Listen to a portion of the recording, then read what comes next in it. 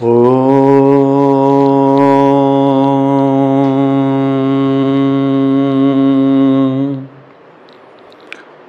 सभी के अंदर बैठे परमात्मा को मैं नमन करता हूँ।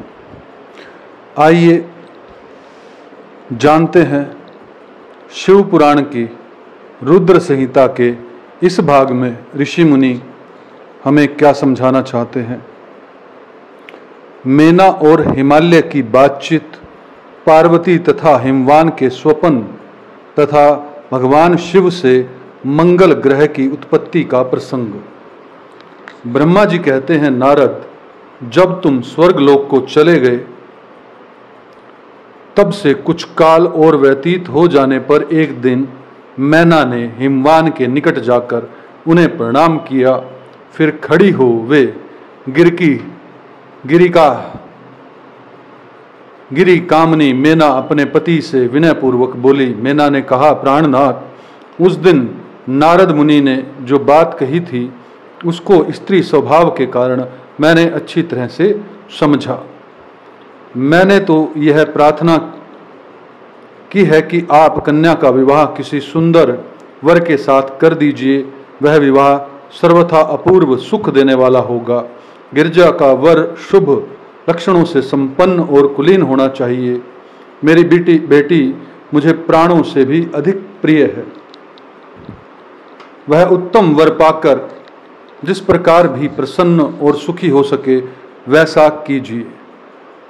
आपको मेरा नमस्कार। ऐसा कहकर मैना अपने पति के चरणों पर गिर पड़ी। उस समय उनके मुख पर आंसुओं की धारा बह रही थी। प्राज्ञ शिरोमणि हिमवान ने उन्हें उठाया और यथावत समझाना आरंभ किया। हिमालय बोले, देवी मेनके, मैं यथार्थ और तत्व की बात बताता हूँ, सुनो। ब्रह्म छोड़ो, मुनि की बात कभी झूठ नहीं हो सकती। यदि बेटी पर तुम्हें स्नेह है तो उसे सादर शिक्षा दो कि वह भक्ति पूर्वक सुस्थिर चित्त से भगवान शंकर के लिए तप करे। मेनके, यदि भगवान शिव प्रसन्न होकर कालिका पाणी ग्रहण कर लेते हैं तो सब शुभ ही होगा। नारद जी का बताया हुआ अमंगल या अशुभ तष्ट हो जाएगा। शिव के समीप सारे अमंगल सदा मंगल रूप हो जाते हैं। इसलिए तुम पुत्री को शिव की प्राप्ति के लिए तपस्या करने के लिए शीघ्र शिक्षा दो। ब्रह्मा जी कहते हैं, नारद, हिमवान की यह बात सुनकर मेना को बड़ी प्रसन्नता हुई। वे तपस्या में रुचि उत्पन्न करने के लिए पुत्री को उपदेश देने के निमित्त उसके पास गई, परंतु बेटी के सुकुमार अंग पर दृष्टिपात करके मेनका ने मन में बड़ी व्यथा हुई। उनके दोनों नेत्रों में तुरंत आंसू भर आए। फिर तो गिरिप्रिया मेना में अपनी पुत्री को उपदेश देने की शक्ति नहीं रह गई। अपनी माता की उस चेष्टा को पार्वती जी शीघ्र ही ताड़ गई। तब वे सर्वज्ञ परमेश्वरी कालिका देवी माता को बारंबार आश्वासन दे तुरंत बोली। पार्वती ने कहा, माँ, तुम बड़ी समझदार हो, मेरी यह बात सुनो। आज पिछली रात्रि के समय ब्रह्मा मुहूर्त में मैंने एक स्वप्न देखा, उसे बताती हूँ। माता जी, स्वप्न में एक दयालु एवं तपस्वी ब्रह्मांड ने मुझे शिव की प्रसन्नता के लिए उत्तम तपस्या करने का प्रसन्नता पूर्वक उपदेश दिया है। नारद यह बात सुनकर मेनका ने शीघ्र अपने पति को बुलाया और पुत्री के देखे हुए स्वप्न को पूर्णतः कह सुनाया। मेनका के मुख से पुत्री के स्वप्न को सुनकर गिरिराज हिमालय बड़े प्रसन्न हुए और अपनी प्रिय पत्नी को समझाते हुए बोले। गिरिराज ने कहा, प्रिय, पिछली रात मैंने भी एक स्वप्न देखा। मैं आदर पूर्वक उसे बताता हूँ, तुम प्रेम पूर्वक उसे सुनो। एक बड़े उत्तम तपस्वी थे। नारद जी ने वर के जैसे लक्षण बताए थे उन्हीं लक्षणों से युक्त शरीर को उन्होंने धारण कर रखा था। वे बड़ी प्रसन्नता के साथ मेरे नगर के निकट तपस्या करने के लिए आए। उन्हें देखकर मुझे बड़ा हर्ष हुआ और मैं अपनी पुत्री को साथ लेकर उनके पास गया। उस समय मुझे ज्ञात हुआ कि नारद जी के बताए हुए वर भगवान शंभु यही है। तब मैंने उन तपस्वी की सेवा के लिए अपनी पुत्री को उपदेश देकर उनसे भी प्रार्थना की कि ये इसकी सेवा स्वीकार करें, परंतु उस समय उन्होंने मेरी बात नहीं मानी। इतने में ही वहाँ सांख्य और वेदांत के अनुसार बहुत बड़ा विवाद छिड़ गया।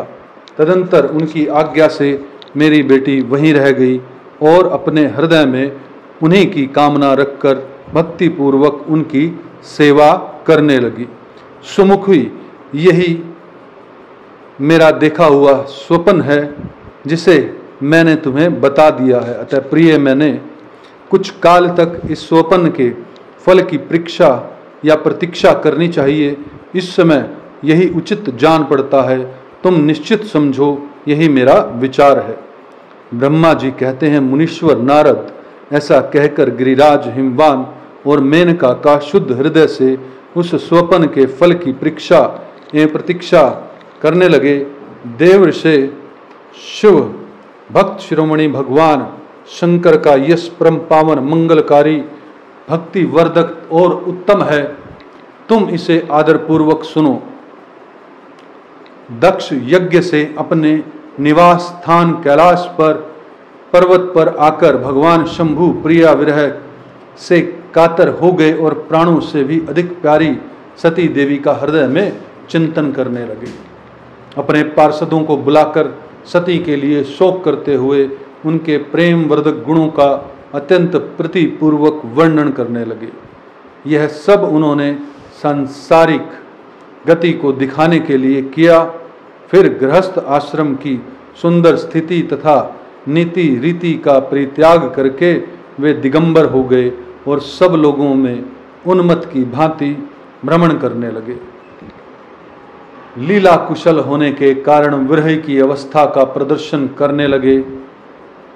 सती के विरह से दुखित हो कहीं भी उनका दर्शन न पाकर भक्त कल्याणकारी भगवान शंकर पुनः कैलाश गिरी पर लौट आए और मन को यत्न पूर्वक एकाग्र करके उन्होंने समाधि लगा ली, जो समस्त दुखों का नाश करने वाली है।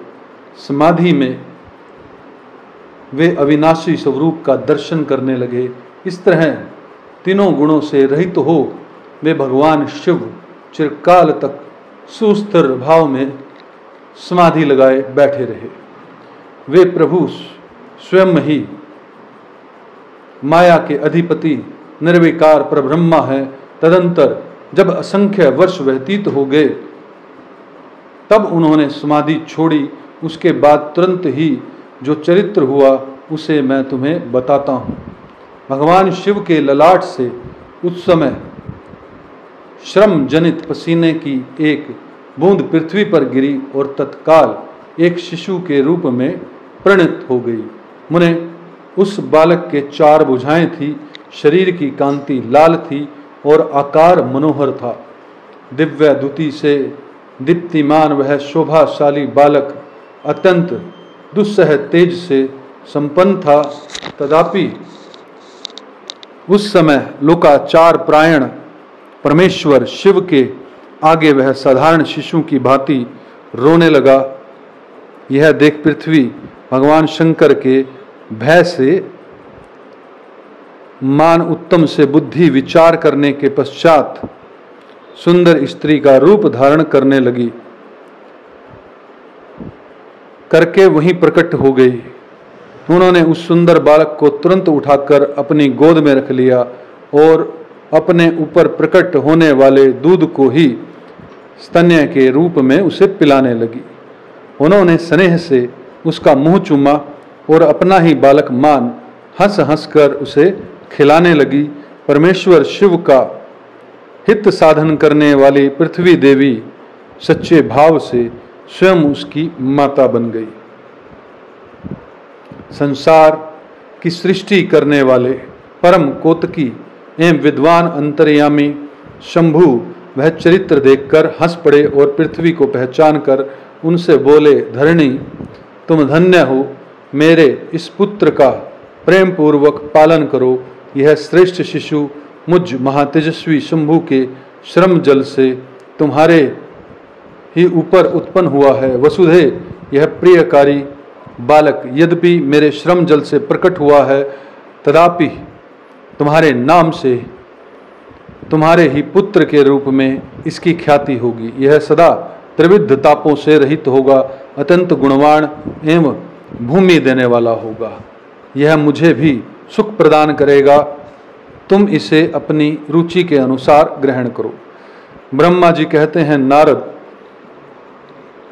ऐसा कहकर भगवान शिव चुप हो गए। उनके हृदय से विरह का प्रभाव कुछ कम हो गया। उनमें विरह क्या था, वे लोकाचार का पालन कर रहे थे। वास्तव में सत्पुरुषों के प्रिय श्री रुद्रदेव निर्विकार परमात्मा ही है। शिव की उपयुक्त आज्ञा को शिरोधार्य करके पुत्र सहित पृथ्वी देवी शीघ्र ही अपने स्थान को चली गई। उन्हें अत्यंतिक सुख मिला। वह बालक भौम नाम से प्रसिद्ध हो युवा होने पर तुरंत काशी चला गया और वहां उसने दीर्घकाल तक भगवान शंकर की सेवा की। विश्वनाथ जी की कृपा से ग्रह की पदवी पाकर वे भूमि कुमार शीघ्र ही श्रेष्ठ एवं दिव्य लोक में चले गए, जो शुक्र लोक से परे है। आगे सुनते हैं भगवान शिव का गंगा अवतरण तीर्थ में तपस्या के लिए आना, हिमवान द्वारा उनका स्वागत, पूजन और सत्वन तथा भगवान शिव की आज्ञा के अनुसार उनका उस स्थान पर दूसरों को न जाने की व्यवस्था करना। ब्रह्मा जी कहते हैं, नारद हिमवान की पुत्री लोक पूजित शक्ति स्वरूपा पार्वती हिमालय के घर में रहकर बढ़ने लगी। जब उनकी अवस्था 8 वर्ष की हो गई, तब सती के विरह से कातर हुए शंभु को उनके जन्म का समाचार मिला। नारद उस अद्भुत बालिका पार्वती को हृदय में रखकर वे मन ही मन बड़े आनंद का अनुभव करने लगे। इस बीच में लौकिक गति का आश्रय ले शंभु ने अपने मन को एकाग्र करने के लिए तप करने का विचार किया। नंदी आदि कुछ शांत पार्षदों को साथ ले वे हिमालय के उत्तम शिखर पर गंगा अवतार नामक तीर्थ में चले गए, जहाँ पूर्व काल में ब्रह्मा धाम से च्युत होकर समस्त पाप राशि का विनाश करने के लिए चली हुई परम पावनी गंगा पहल भूतल पर अवतीर्ण हुई थी। जितेंद्रिय हरने वाली वही रहकर तपस्या आरंभ की। वे आलस्य रहित हो चेतन ज्ञान स्वरूप नित्य ज्योतिर्मय निरामय जगन्मय चिदानंद स्वरूप द्वैतहीन तथा आश्रय रहित अपने आत्मभूत परमात्मा का एकाग्र भाव से चिंतन करने लगे। भगवान हर के ध्यान परायण होने पर नंदी भंगी आदि कुछ अन्य पार्षदगण भी ध्यान में तत्पर हो गए। उस समय कुछ ही प्रथम गण परमात्मा शंभु की सेवा करते थे। वे सब के सब मौन रहते और एक शब्द भी नहीं बोलते। कुछ द्वारपाल हो गए थे। इस समय गिरिराज हिमवान उस समय औषधि बहुल शिखर पर भगवान शंकर का शुभागमन सुनकर उनके प्रति आदर की भावना से वहां आए। आकर सेवकों सहित गिरजा जने भगवान रुद्र को प्रणाम किया, उनकी पूजा की और अत्यंत प्रसन्न हो हाथ जोड़ उनका सुंदर सत्वन किया। फिर हिमालय ने कहा, प्रभु मेरा सौभाग्य का उदय हुआ है जो आप यहाँ पधारे हैं। आपने मुझे सनात कर क्यों न महात्माओं ने यह ठीक ही वर्णन किया है कि आप दीन वत्सल हैं। आज मेरा जन्म सफल हो गया, आज मेरा जीवन सफल हो गया, आज मेरा सब कुछ सफल हो गया, क्योंकि आपने यहाँ पदार्पण करने का कष्ट उठाया महेश्वर, आप मुझे अपना दास समझकर शांत भाव से मुझे सेवा के लिए आज्ञा दीजिए। मैं बड़ी प्रसन्नता से अनिश्चित होकर आपकी सेवा करूंगा। ब्रह्मा जी कहते हैं, नारद, गिरिराज का यह वचन सुनकर महेश्वर ने किंचित आंखें खोली और सेवकों सहित हिमवान को देखा। सेवकों सहित गिरिराज को उपस्थित देख ध्यान योग में स्थित हुए जगदीश्वर वृषभध्वज ने मुस्कुराते हुए से कहा। महेश्वर बोले, शैल राज, मैं तुम्हारे शिखर पर एकांत में तपस्या करने के लिए आया हूं। तुम ऐसा प्रबंध करो जिससे कोई भी मेरे निकट न आ सके। तुम महात्मा हो, तपस्या के धाम हो तथा मुनियों, देवताओं, राक्षसों और अन्य महात्माओं को भी सदा आश्रय देने वाले हो। द्विज आदि का तुम्हारे ऊपर सदा ही निवास रहता है। तुम गंगा से अभिषिक्त होकर सदा के लिए पवित्र हो गए हो। दूसरों का उपकार करने वाले तथा संपूर्ण पर्वतों के समर्थशाली राजा हो। गिरिराज, मैं यहाँ गंगावतरण स्थल में तुम्हें आश्रित होकर आत्म संयम रूप बड़ी प्रसन्नता के साथ तपस्या करूंगा। शैलराज, गिरिश्रेष्ठ, जिस साधन से यहाँ मेरी तपस्या बिना किसी विघ्न बाधा के चालू हो सके, उसे इस समय प्रयत्न पूर्वक करो। पर्वत पर मेरी यही सबसे बड़ी सेवा है। तुम अपने घर जाओ और मैंने जो कुछ कहा है उसका उत्तम प्रीति से यत्न पूर्वक प्रबंध करो। ब्रह्मा जी कहते हैं, नारद, ऐसा कहकर सृष्टिकर्ता जगदीश्वर भगवान शंभु चुप हो गए। उस समय गिरिराज ने शंभु से प्रेम पूर्वक यह बात कही, जगन्नाथ परमेश्वर, आज मैंने अपने प्रदेश में स्थित हुए आपका स्वागत पूर्वक पूजन किया। यही मेरे लिए महान सौभाग्य की बात है। अब आपसे और क्या प्रार्थना करूं महेश्वर। कितने ही देवता बड़े बड़े यत्न का आश्रय ले महान तप करके भी आपको नहीं पाते। वे ही आप यहाँ स्वतः उपस्थित हो गए हैं। मुझसे बढ़कर श्रेष्ठ, सौभाग्यशाली और पुण्यात्मा दूसरा कोई नहीं है, क्योंकि आप मेरे पृष्ठभाग पर तपस्या के लिए उपस्थित हुए हैं। परमेश्वर, आज मैं अपने को देवराज इंद्र से भी अधिक भाग्यवान मानता हूँ, क्योंकि सेवकों सहित आपने यहाँ आकर मुझे अनुग्रह का भागी बना लिया। देवेश, आप स्वतंत्र हैं, यहाँ बिना किसी विघ्न बाधा के उत्तम तपस्या कीजिए। प्रभो, मैं आपका दास हूँ, अतः सदा आपकी ही आज्ञा के अनुसार सेवा करूँगा। ब्रह्मा जी कहते हैं, नारद, ऐसा कहकर गिरिराज हिमालय तुरंत अपने घर को लौट आए। उन्होंने अपनी प्रिया मेना को बड़े आदर से सारा वृत्तांत कह सुनाया। तत्पश्चात शैलराज ने साथ जाने वाले परिजनों एवं समस्त सेवक गुणों को बुलाकर उन्हें ठीक ठीक समझाया। हिमालय बोले, आज से कोई भी गुणावतरण नामक स्थान में जो मेरे पृष्ठभाग में ही है, मेरी आज्ञा मानकर जाए, यह मैं सच्ची बात कहता हूँ। यदि कोई वहाँ जाएगा तो उस महादुष्ट को मैं विशेष दंड दूंगा। उन्हें इस प्रकार अपने समस्त गुणों को शीघ्र ही नियंत्रित करके हिमवान ने विघ्न निवारण के लिए जो सुंदर प्रयत्न किया, वह मैं तुम्हें बताता हूँ। भक्तजनों, इस कथा में तो इतना ही। अगर यह वीडियो आपको लगे कि शेयर करनी चाहिए, लाइक करनी चाहिए, तो ज़रूर करें। और हमारे इस चैनल को जहाँ भी आप सुन रहे हैं, इसे सब्सक्राइब ज़रूर करें। इससे हमारा हौसला बढ़ेगा। आपके अंदर बैठे परमात्मा को मैं नमन करता हूँ। ओम तत्सत, ओम तत्सत, ओम तत्सत।